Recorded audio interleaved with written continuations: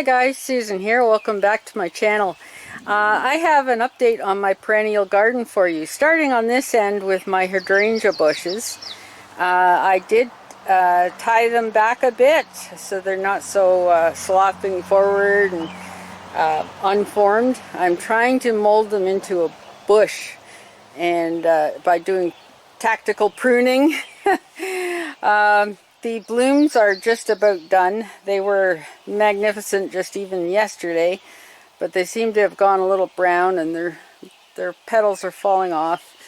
It's a short-lived little glory time, but anyway, there they are. That's the first one. It took root really well about 3 years ago, and then I have, what is this called? Portulaca?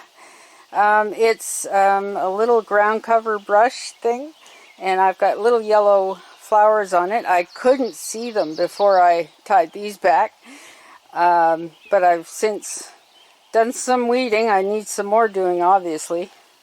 They get way ahead of you really quick. I have a couple of, I believe those are asters or something. They're a little purple ball, and they don't last long either, but they come up every year. And then here's my other hydrangea that I trimmed and tied back. And it took a little longer to root at first, so he's just a bit shorter than this one, as you can see. And I didn't trim that. That is the height they are. Anyway, I have my garden hose at the ready. Just turn it on and start spraying.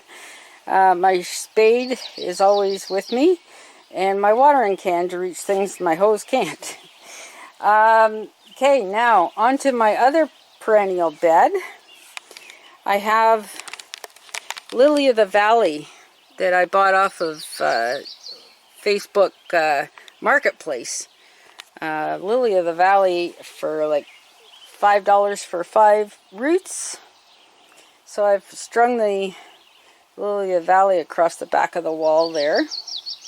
Some of it is a little beaten up, transplant shock, and we've had a heat wave, so they're under double punishment there. We just got begonias. I have a yellow one there, kind of a dual color on there, like an orangey red and a yellow insert. I have, these are echinaceas that are coming up, and they're every year. And this is phlox. It's a white phlox. And then I have another echinacea here with the lily in the valley in the back. And I have another dual colored begonia there. These are perennial, by the way, the begonias. And then I have a reddish colored one. I don't know how true that's staying in the camera. This is straight yellow. It's another straight yellow. I have a potted plant that I'm trying to revive, and I did some research and found out it doesn't like its leaves watered. So I water around it so that the ground gets wet without actually making the leaves wet. There is new life in the center of it, as you can see. So I think I am saving it, but we'll see. There's another red begonia. And across the front, these are all woodland violets. Now, they had transplant shock as well. They were laying on the ground. But with consistent watering and pampering them a little, they're standing up tall. As you can see, they're actually standing up. And they will take time to get purple flowers. I think next season it will be purple flowers, but right now they don't have the flowers on them. Okay, this end of the garden is devoted to veggies. I have beefsteak tomatoes. 1, 2, 3, and 4, 5. Oh, 6. 6 of them along the back there. And this is a magical wall. The heat of the sun hits it and it stays hot, so it releases its heat. So it's kind of like a little greenhouse. It's wonderful for tomatoes and anything you want to grow. It's just fabulous, this brick. In front of that, I have beets. These are all beet seeds that were given to me. And I was told how to plant them, and that's how I did, and this is what they showed up as. And over here we have purple beans. Now when you cook the purple beans, they do turn green, but they start out purple. I've never had these before, so I thought I'd give them a try. This is, believe it or not, 2 days growth from beans, like little seeds. Okay? We're having a bumper crop this year. But anyway, that is my front of the house gardens update. And I want to show you something. Just a second. I'll be right back. We'll go across the yard to my circular garden under the crabapple tree. Okay, I'm back. This is across the yard, like I said, all that way.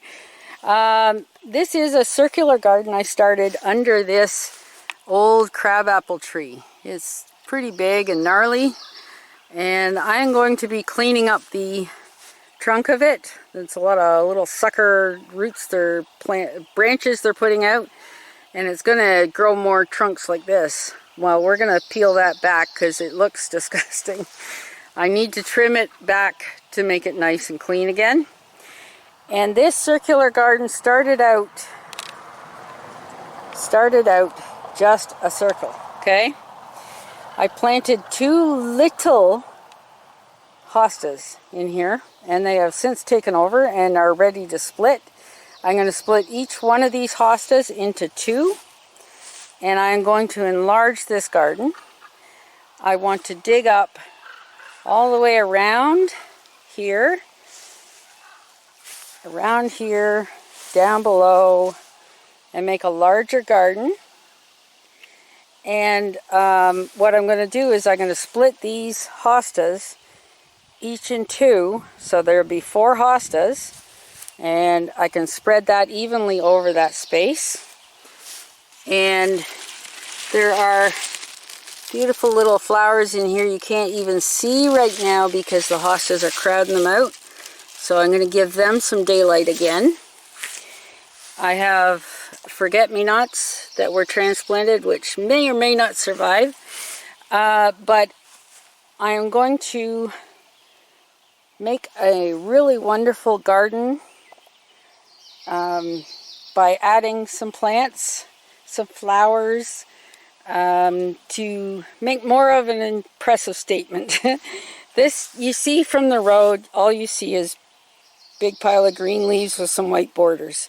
I want much more impressive, and I will film that in another video. I just want to give you a heads up, this is coming. I have acquired the plants, so now the work can begin, and it's going to be work, trust me. I will, I think I'll try and video it as I'm doing it, and then just speed up the film so you can see what I do, but not take forever. Anyway, that's a heads up.